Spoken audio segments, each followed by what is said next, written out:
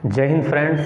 आज की इस वीडियो में हम आपकी जो सेकंड पोयम है आपकी क्लास की, जिसका नाम है द लेबरनम टॉप, इस कहानी का हिंदी अनुवाद देखने वाले हैं, जिसके जो लेखक हैं वो टेड हुक्स, और ये भी आपके यूके यानी कि यूनाइटेड किंगडम, ब्रिटेन यानी कि ब्रिटिश के हैं।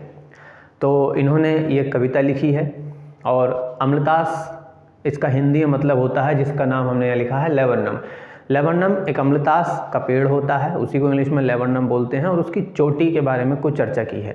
तो इन्होंने इस कहानी में ये दिखाने की कोशिश की है, ये बताने की कोशिश की है अपनी कविता के ज़रिए। देखिए, जो कविताएं लिखी जाती हैं इनमें शब्द कम होते हैं, बहुत कम शब्दों में बहुत बड़ी बड़ी बातें कहने की कोशिश की गई होती है।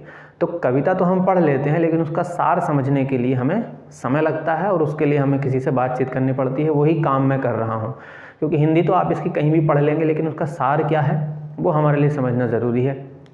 तो इसका सार इतना है कि किसी व्यक्ति या किसी चीज़ या किसी बात, यानी कि कोई एक चीज़ ऐसी होती है जो अचानक हमारे जीवन में एंटर होती है, प्रवेश करती है, और हमारा पूरा जीवन ही बदल जाता है।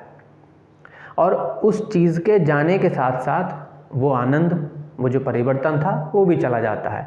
यानी कि कोई चीज़, कोई इंसान हो सकता है जिसका हमारी ज़िंदगी में आने से हमारे जीवन में बहुत सारे बदलाव हुए, बहुत सारी अच्छी घटनाएं घटी, मगर उस इंसान के जाने के बाद वो सब चीज़ें वैसी की वैसी वापस उसी स्थिति में आ जाती हैं जैसी पहले थी।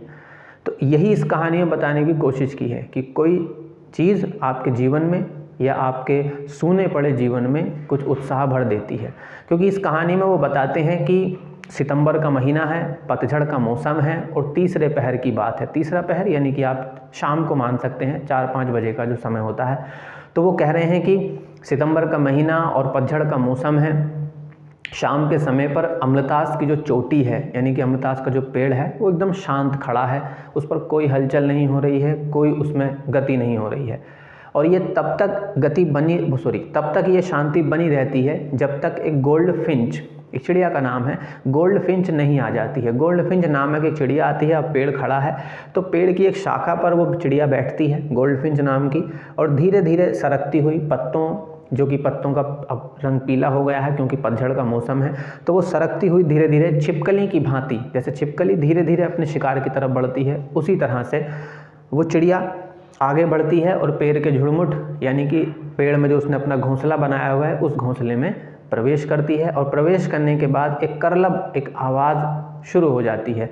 वो आवाज़ जो है वो चिड़िया के बच्चों की है, क्योंकि चिड़िया उनके लिए भोजन लाई है, और वो खाते हैं, अपने पंख फड़फड़ाते हैं, चहचहाते हैं, और एक ऐसा कह रहे हैं इस कहानी में कवि कि पेड़ झूमने लगता है, पूरा पेड़ हिलना शुरू कर देता है, और एक चहचहाहट चारों तरफ व्याप्त हो जाती है, चहचहाहट महसूस होने लगती है।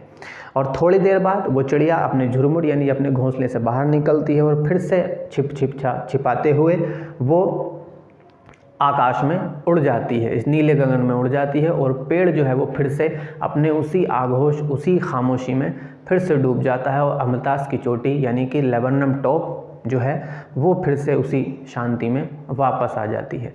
तो ये कविता आपकी थी। आशा करता हूँ कि आपको समझ आई होगी। इस वीडियो में सिर्फ इतना ही।